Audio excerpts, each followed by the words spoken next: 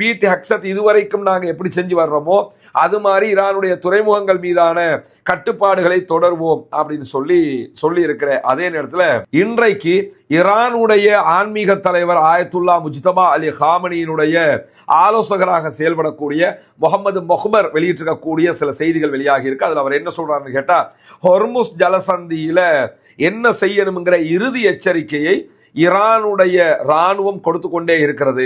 யுத்தத்தை தீவிரப்படுத்துவதற்கு ஈரானுடைய உச்ச தலைவர் உறுதியாக இருக்கிறார். ஈரானை பொறுத்தவரை சண்டைக்கு தான் ரெடியா இருக்கிறாங்க, சமாதானத்துக்கு ரெடி இல்லை. எனவே ஈரானுடைய ஆன்மீக தலைவர் யுத்தத்தை அதிகரிப்பதற்கு தயாராக இருக்கிறார். சந்தேகத்துக்கு இடமில்லாமல் இந்த யுத்தம் அதிகரிக்கப்பட்டால்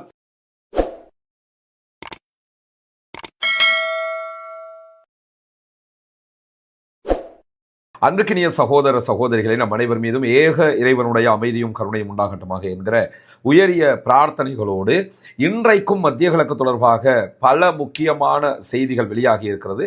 அந்த செய்திகளுடைய தொகுப்பைத்தான் நம்ம பார்க்க இருக்கிறோம். குறிப்பாக நமக்கு தெரியும், ஒரு 3-4 நாட்களாக நம்முடைய வீடியோக்கள்ல சொல்லி வந்த ஒரு செய்திதான், அமெரிக்க அதிபர் டொனால்ட் ட்ரம்ப் துருக்கிக்கு நேட்டோ நாடுகளுடைய கூட்டமைப்பு மாநாட்டுக்கு போன நேரத்தில் இஸ்ரேலிடமிருந்து ஈரான் அமெரிக்க அதிபரை தாக்க போகிறது, கொலை செய்ய போகிறது என்று கிடைத்த ஒரு உளவு தகவலை நம்பி அமெரிக்க அதிபர் டொனால்ட் ட்ரம்ப் அவருடைய வளமையான ஏர்ஃபோர்ஸ் 1 விமானத்தில் பயணிக்கிறத தவிர்த்து அமெரிக்காவினுடைய இராணுவ விமானம் ஒன்று ரகசியமாக பயணித்தார். அங்க போறதுக்கு முன்பதாக ஏர்ஃபோர்ஸ் 1க்கு ஏறுற மாதிரி ஏறி அதுக்குள்ள இருந்த கேட்டரிங் பாக்ஸ், சாப்பாட்டை உள்ள கொண்டு வர்ற பாக்ஸுக்குள்ள ஒளிச்சு மீண்டும் அவர் கீழே இறக்கப்பட்டு, பெட்டியோட கீழே இறக்கப்பட்டு அதுல இருந்துதான் இன்னொரு விமானத்துக்கு அவர் ஏறி இருந்தாரு.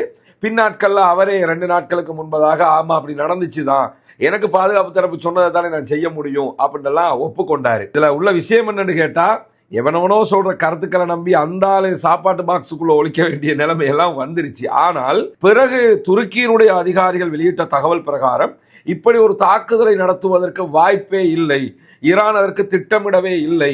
ஈரானுக்கும் துருக்கிக்கும் இடையில இருக்கக்கூடிய நட்பு ஒன்று இருக்குது, அதே நேரத்தில் துருக்கியினுடைய பாதுகாப்பு ஒன்று இருக்குது. இப்படி பல விவகாரங்களை சொல்லி நம்முடைய ரஸ்மின் டாக்ஸ் தளத்துல தனி வீடியோ நம்ம வெளியிட்டிருக்கிறோம். துருக்கி இதுல என்ன ஸ்டாண்டு எடுத்தாங்கன்னு சொல்லி எல்லாம் இப்படி துருக்கி அதை மறுத்துட்டாங்க, இப்படி ஒரு நிலைமை இருக்கவே இல்லை அப்படின்னு சொல்லி. அதே நேரம் இன்றைக்கு வாஷிங்டன் போஸ்ட் வெளியிட்டிருக்கக்கூடிய செய்தியை அல் ஜசீரா சுட்டி காட்டி இருக்கிறது. அந்த செய்திகள்ல ட்ரம்பை கொலை செய்கிற எந்த ஒரு திட்டமுமே ஈரானிடத்தில் இருக்கவில்லை.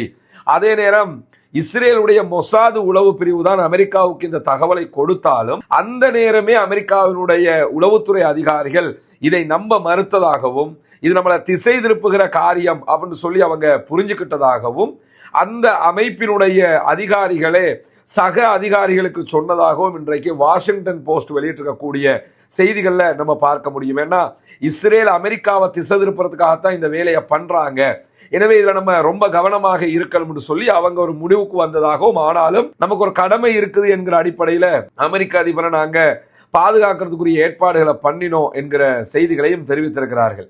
எது எப்படியோ அமெரிக்க அதிபர் டொனால்ட் ட்ரம்பை கேட்டரிங் பாக்ஸுக்குள்ள வச்சு அமுச்சு விட்டாங்கிற செய்தியை மட்டும் நம்ம பார்க்க முடிகிறது. ஆனால் இது இஸ்ரேலால் திட்டமிடப்பட்ட ஈரானையும் அமெரிக்காவின் சிண்டு முடிகிற வேலை என்பதை தற்போது அமெரிக்கர்களே புரிந்திருக்கிறார்கள். அதே நேரம் இன்றைக்கு வெளியாகி இருக்கக்கூடிய பல சோசியல் மீடியாவிலையும் பரவக்கூடிய ஒரு செய்தியாக மாறியது என்று கேட்டால், அமெரிக்க அதிபர் டொனால்ட் ட்ரம்ப் பதவி விலகப் போகிறார், அவருடைய இடத்திற்கு பிரிதொருவர் வரப்போகிறார், அதே நேரத்தில் அவர் தன்னுடைய ஃபேமிலியோட போய் செட்டில்ட் ஆக போறாரு அப்படிங்கிற ஒரு செய்தி பரவி கொண்டிருந்தது. இந்த செய்தி முற்றிலும் பொய்யானது என்பதை நம்ம புரிஞ்சுக்கிறோம். உண்மையிலே அந்த செய்தி உண்மையாக இருந்தால் பல பேருக்கு சந்தோஷம், அது வேற விவகாரம். ஏன்னா எல்லா நாடுகளும் ஒரு பைத்தியக்காரத்தனமான செயல்பாடுகளுக்குள்ள சிக்கிக்கிட்டு இருக்கிறோமே என்கிற விதமாக அமெரிக்க அதிபருடைய செயல்பாடுகளை இன்றைக்கு கிரிட்டிசம் செய்யக்கூடிய நிலைமையாக மாறி இருக்குது.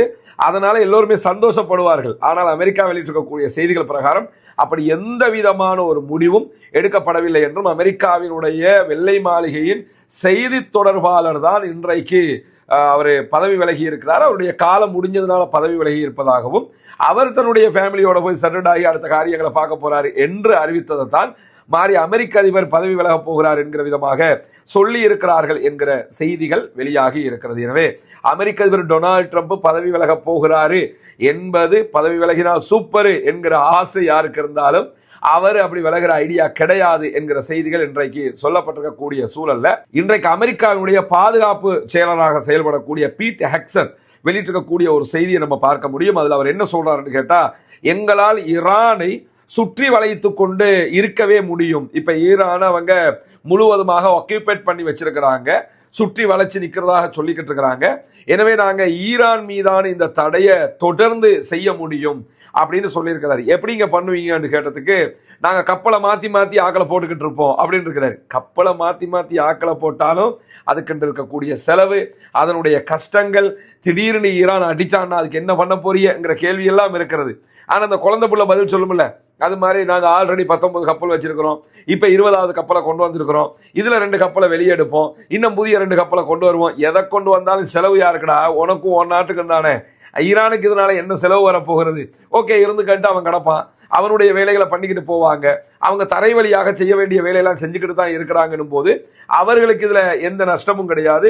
பீட் ஹெக்ஸத் இதுவரைக்கும் நாங்கள் எப்படி செஞ்சு வர்றோமோ அது மாதிரி ஈரானுடைய துறைமுகங்கள் மீதான கட்டுப்பாடுகளை தொடர்வோம் அப்படின்னு சொல்லி இருக்கிற அதே நேரத்தில் ஓமானுடைய கடல் எல்லைக்குள்ளாக ரஷ்யாவினுடைய ஒரு எண்ணெய் கப்பல் பாதிப்புக்கு உள்ளாகி இருந்தது என்கிற செய்திகளை 2 நாட்களுக்கு முன்பதாக நம்ம சொல்லி இருந்தோம். இன்றைக்கு வெளியாகி இருக்கக்கூடிய தகவல்கள் பிரகாரம் ரஷ்யாவினுடைய நிழல் இராணுவ படையினுடைய எண்ணெய் ஏற்றுமதி செய்யக்கூடிய கப்பல் இது என்று சொல்லி இன்றைக்கு செய்திகள் வெளியாகி இருக்கிறது. ரஷ்யாவை பொறுத்தவரை ஒன்று புரிஞ்சுக்கிறீங்க, 2 விதமாக அவர்களுடைய செயல்பாடுகளை முன்னெடுக்கிறார்கள். ஒன்று, பப்ளிக்ல அவங்க க்ரூட் ஆயில விற்பனை பண்றது, பிசினஸ்களை பண்றதுங்கிறது ஒன்று இருக்குது. 2வதாக நிழல் இராணுவம் அப்படின்னு ஒன்று வச்சிருக்கிறாங்க. அதுல எல்லா இராணுவத்துக்கு தேவையான எல்லா பயிற்சியும் பெற்றவர்கள், ஆயுதங்களோடு எல்லா விவகாரத்திலும் இராணுவமா தான் இருப்பாங்க. ஆனா அவங்க நிழல் இராணுவமாக செயல்படுவார்கள், நிஜ இராணுவமாக செயல்பட மாட்டார்கள். பார்த்தா கப்பலுக்குள்ள ஏறி பார்த்தா கப்பல் வந்து பிசினஸ் கப்பலாட்டம் இருக்கும், கப்பல்ல க்ரூட் ஆயில ஏற்றிருப்பாங்க, அதுல தான் எல்லாமே இருக்கும். ஆனால் சண்டைன்னு வந்தா சண்டைக்கும் அவங்க தயாரா இருப்பாங்க. அதே நேரத்தில் சர்வதேச அளவுல ரஷ்யாவினுடைய பிசினஸ் இல்லீகலாக பிசினஸ் பண்றது இந்த குரூப் தான். அவங்களுக்கு சொந்தமான ஒரு கப்பல் என்றும் அதுல வந்தவங்க அத்தனை பேரும் உயிரோடு இருக்கிறார்கள் என்கிற செய்திகளையும், கப்பலால் தற்போது எண்ணெய் கசிவு ஏற்பட்டிருக்கிறது, அதை தீர்த்து வைக்கிறதுக்கும் எண்ணெய் கசிவை தடுப்பதற்கும் அங்கிருக்கக்கூடியவர்களை காப்பாற்றி அவர்களுக்கான உதவி செய்வதற்கும் தற்போது ஏற்பாடுகள் செய்யப்பட்டிருக்கிறது என்கிற மேலதிக தகவல்கள் வெளியாகி இருக்கிற அதே நேரம் இன்றைக்கு சவுதி அரேபியாவினுடைய ஜீசான் நகரத்தினுடைய பல பகுதிகள் மேலையும் அங்கிருக்கக்கூடிய அரம்கோ நிறுவனத்தினுடைய க்ரூட் ஆயில் ஆலைகள் மீதும் ஆளில்லா விமான தாக்குதல்களை நடத்தி இருக்கிறது ஈரானுடைய ஆதரவு பெற்ற ஹூத்தி படைப்பிரிவு என்கிற செய்திகள் வெளியாகி இருக்கிறது. ஹவுதீஸுக்கும் சவுதி அரேபியாவுக்கும் இடையில தொடர் மோதல் நிலை இருந்து கொண்டே இருக்கிறது. 2 தரப்புமே அடிச்சுக்கிறாங்க. 2 நாட்களுக்கு முன்பதாக கூட சவுதி அரேபியா, சதா, அதே போன்று ஹஜ்ஜா ஆகிய மாகாணங்கள் மேல ஹவுதீஸை இலக்கு வைத்து தாக்குதல்களை நடத்தி இருந்தார்கள். அதற்கு பதிலடியாக நேற்றைய தினம் ஹவுதீஸ் மக்கா, அல் மக்கா என்கிற துறைமுகத்தின் மீது தாக்குதல் நடத்தினாங்க. இந்த துறைமுகம் யமனுக்குள்ள இருக்குது, ஆனா சவுதியினுடைய ஆதரவு பெற்ற படைகளுடைய கண்ட்ரோல்ல இருக்குது. அந்த துறைமுகத்தை மொத்தமாக கைப்பற்றுவதற்காக தொடர்ந்து அதன் மேல ஹவுதீஸ் தாக்குதல்களை நடத்துகிறார். அதே நேரம் இன்றைய நாள் அரம்கோ மேல மீண்டும் தாக்குதல்களை நடத்தி இருக்கிறார்கள் என்கிற செய்திகள் வெளியாகி இருக்கிற அதே நேரத்தில் இன்றைக்கு ஈரானுடைய ஆன்மீக தலைவர் ஆயத்துல்லா முஜ்தபா அலி ஹாமனியினுடைய ஆலோசகராக செயல்படக்கூடிய முகமது மொஹ்பர் வெளியிட்டிருக்கக்கூடிய சில செய்திகள் வெளியாகி இருக்கு. அதுல அவர் என்ன சொல்றாருன்னு கேட்டா, ஹொர்முஸ் ஜலசந்தியில என்ன செய்யணுங்கிற இறுதி எச்சரிக்கையை ஈரானுடைய இராணுவம் கொடுத்து கொண்டே இருக்கிறது. இந்த இறுதி எச்சரிக்கை அமெரிக்காவும் அவர்களை சார்ந்தவர்களும் புரிந்து கொள்ளவில்லை என்று சொன்னால் உலகளாவிய அதிகார இயக்கவியலே தடைப்படும் அப்படின்னு இருக்கிறாரு. உலகளாவிய அதிகார இயக்கவியல் என்று சொன்னா ஒவ்வொரு நாட்டில் ஆட்சி மாற்றங்களே ஏற்படுவதற்கு வாய்ப்பு இருக்கிறது. எங்க நாட்டில் ஆட்சி மாற்றத்தை உண்டாக்க வந்தியல்ல, உங்க நாடுகளில் ஆட்சி மாற்றம் ஏற்படும் பார்த்துக்க என்கிற விதமாக அவருடைய அறிவிப்பு வெளியாகி இருக்கிறது. அதுல அவர் என்ன சொல்றாருன்னு கேட்டா, யுத்தத்தை தீவிரப்படுத்துவதற்கு ஈரானுடைய உச்ச தலைவர் உறுதியாக இருக்கிறார். ஈரானை பொறுத்தவரை சண்டைக்கு தான் ரெடியா இருக்கிறாங்க, சமாதானத்துக்கு ரெடி இல்லை. எனவே ஈரானுடைய ஆன்மீக தலைவர் யுத்தத்தை அதிகரிப்பதற்கு தயாராக இருக்கிறார். சந்தேகத்துக்கு இடமில்லாமல் இந்த யுத்தம் அதிகரிக்கப்பட்டால் உலகளாவிய அதிகார இயக்கவியல் எல்லா நாடுகளுக்குள்ளேயும் ஆட்சி மாற்றம் ஏற்படும். காரணம் என்னன்னு கேட்டா, நாங்க ஹொர்முஸை பிடிச்சு வச்சிருக்கிறோம், அதை ஓப்பன் பண்ணவே மாட்டோம். அடுத்த பக்கமாக ரெட் சீக்குள்ள பாபல் மந்த பிளாக் பண்ணப்பட்டிருக்குது. இந்த நிலைகள் இருக்கிற நேரத்தில் கண்டிப்பாக அது ஆட்சியாளர்களை தலைகீழாக புரட்டி போட்டுவிடும்.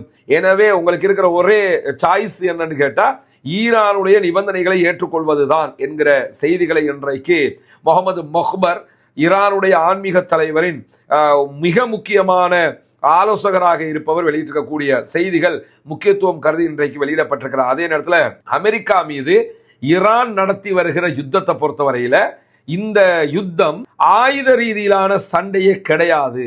இந்த யுத்தம் ஈரான் அமெரிக்கா மீது தொடுக்கிற பொருளாதார யுத்தம் என்கிற செய்திகள் இன்றைக்கு வெளியாகி இருக்கிறது. ஏன்னா ஈரானை நம்ம வெளிப்படையா பார்க்கும்போது ஈரான் மேல அமெரிக்கா அட்டாக் பண்றாங்க, அமெரிக்கா மேல ஈரான் அட்டாக் பண்றாங்க என்கிற செய்திகளை தான் நம்ம பார்த்துக்கிட்டு இருக்கிறோம். இதனால யாருக்கு என்ன நஷ்டம்னு பாத்தீங்கன்னா, சுத்தி வளைச்சிருக்கிற அரபு நாடுகளுக்கு பிசினஸ் பண்ண முடியல, அமெரிக்காவுக்கு அந்த நாடுகளை காப்பாற்ற முடியல. இதெல்லாம் உலகத்துக்கு இப்ப தெரிய வந்துருச்சு.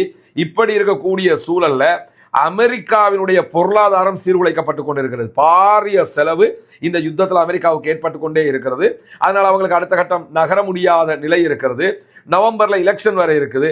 அந்த எலெக்ஷன்ல டொனால்ட் ட்ரம்பினுடைய குடியரசுக் கட்சி வெல்ல வேண்டிய தேவை இருக்கிறது. ஆனா உள்கட்சி தேர்தல்களிலே அவங்க பல இடங்களில் தோல்வி அடைந்து கொண்டு வரக்கூடிய சூழல் உருவாகி இருக்கிறது. அவர்களை வெற்றி பெற செய்வதற்காக இஸ்ரேலுடைய மொசாதினுடைய ஆதரவு பெற்ற ஜூவிஸ் லாபியாக இருக்கக்கூடிய ஐபேக் பாரிய அளவுல ஃபண்ட் பண்ணி கொண்டே இருக்கிறாங்க. அதன் மூலமாகவும் அவரால் ஜெயிக்க முடியல, தொடர் தோல்விகளை சந்தித்துக் கொண்டு வருகிறார்கள். ஜூவிஸ் லாபியே அமெரிக்காவில் தோல்வி கண்டு கொண்டிருக்கிறது என்கிற ஒரு சூழல் உருவாகி இருக்கிறது. இப்படியான நிலையில அமெரிக்க அதிபருக்கு நவம்பர் தேர்தலில் அவருடைய கட்சி ஜெயிச்சிடணும், நெத்தனியாவுக்கு அக்டோபர் தேர்தலில் அவர் ஜெயிச்சிடணும். ரெண்டு பேருக்கும் தேர்தல் வர்றதுனால பாரிய இக்கட்டை அவர்கள் சந்தித்து வரக்கூடிய சூழலாக இது மாறி இருக்கக்கூடிய நிலையில தான் அமெரிக்கா மீது தற்போது ஈரான் நடத்துகிற யுத்தத்தை பொருளாதார யுத்தமாகத்தான் நாம் புரிந்து கொள்ள வேண்டும் என்று சொல்லி ஈரானுடைய தஹரான் பல்கலைக்கழகத்தை சேர்ந்த மிக முக்கியமான பேராசிரியர்களில் ஒருவர் இன்றைக்கு வெளியிட்டிருக்கக்கூடிய செய்திகளை அல் ஜசீரா சுட்டிக்காட்டுகிறார். அதே நேரத்தில் அமெரிக்காவை ஈரான் தோற்கடிக்க வேண்டும் என்றால், ஆல்ரெடி யுத்தத்தில் தோத்துட்டாங்க, மொத்தமாக அமெரிக்கா நாங்கள் தோத்துட்டோம் என்று சொல்லி வெளியே போகணும்னு சொன்னா அவங்களை எக்கானமிக்லி பாரிய பின்னடைவுக்கு தள்ள வேண்டும். இப்பவே நம்ம எடுத்துக்கிட்டோம்னா உலக நாடுகள் எல்லாமே பல நாடுகளும் கடனாளியாக இருக்கிறார்கள். அமெரிக்காவுக்கு பல நாடுகள் கடன் கொடுக்க இருக்குது. அதே நேரத்தில் மற்ற நாடுகள் இன்னும் சில நாடுகளுக்கு கடன் கொடுக்க வேண்டி இருக்குது. நம்ம நாடு மாதிரி நாடுகள் இந்தியாவுக்கு கடன் கொடுக்கணும், மற்ற நாடுகளுக்கு கடன் கொடுக்கணும். அதே மாதிரி IMFக்கு நம்ம கடன் கொடுக்கணும். இப்படி ஒவ்வொரு நாடுகளும் கடன்களை எடுப்பார்கள், கொடுப்பார்கள், இப்படி போகும். நம்ம எல்லாம் நினைச்சுக்கிட்டு இருப்போம் அமெரிக்காவுக்கு எந்த கடனும் கிடையாதுன்னு சொல்லி.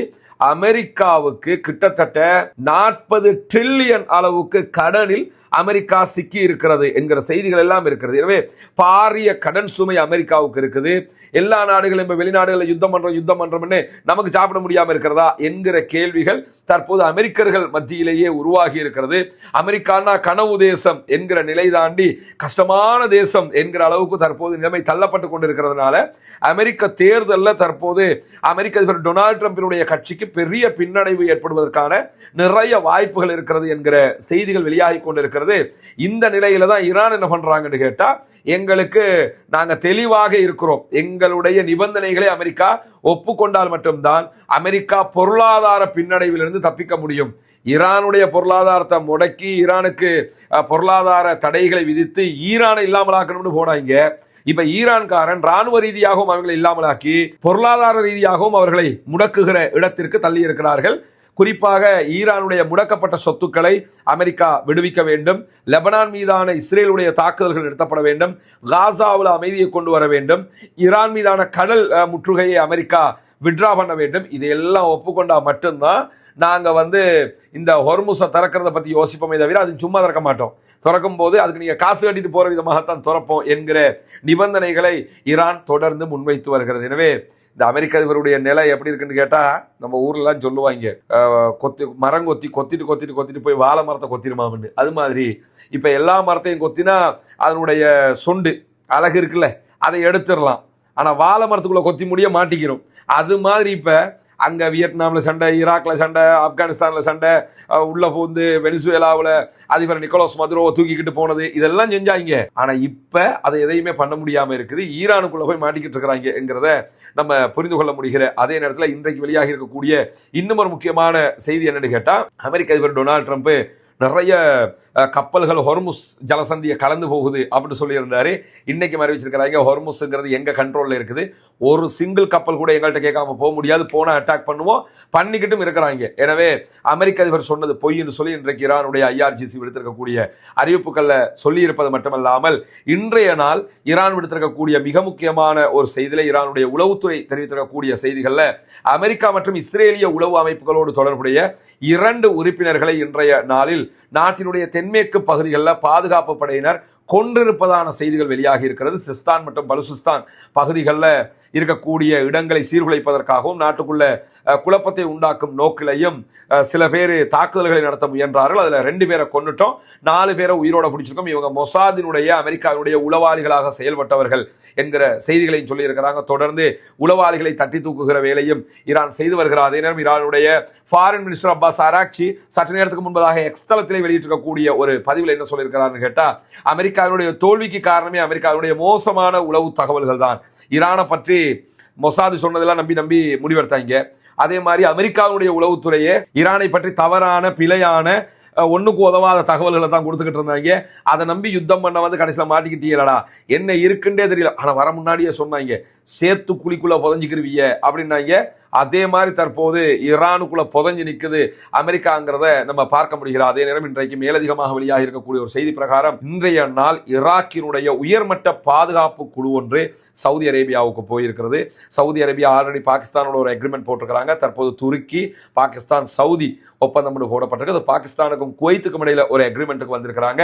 இப்ப அமெரிக்காவை நீ நம்ப முடியாது, நம்மளை நாமளே காப்பாற்றிக்கிறோம்ங்கிற ரீதியில் ஒப்பந்தங்கள் நடக்கும் போதுதான் தற்போது ஈராக்கினுடைய உயர்மட்ட தூதுக்குழு ஒன்றும் சவுதி அரேபியாவுக்கு போயிருக்கிறது. ஈராக்குக்குள்ளே இருக்கக்கூடிய ஈரானுடைய ஆதரவு பெற்ற ஈராக்கினுடைய துணை ராணுவ பிரிவுகள் சவுதி மேல தாக்குதல்கள் நடத்துகிற காரணத்தினாலையும் இந்த பேச்சுவார்த்தைகளை நடத்துவதற்காக அவர்கள் சென்றிருக்கிறார்கள் என்கிற செய்திகள் வெளியாகி இருக்கிறது. தொடர்ந்து இணைந்தவர்கள் ரஸ்மின் மேசி நியூஸ் மற்றும் ரஸ்மின் டாக்ஸ் ஆகிய 2 சேனல்களோடு கூடிய உண்மை செய்திகளை உடனுக்குடன் உங்களோடு பகிர்ந்து கொள்வதற்கு தயாராக இருக்கிறோம். ஆக்கிரமிப்புகள் ஓய வேண்டும், ஆக்கிரமிப்பாளர்கள் ஓய வேண்டும் என்கிற உயரிய பிரார்த்தனைகளோடு ஆக்கிரமிப்பாளர்களுக்கு எதிராக தொடர்ந்தும் ஜனநாயக ரீதியாக குரல் எழுப்புவோமாக. அல்ஹம்துலில்லாஹி ரப்பில் ஆலமீன்.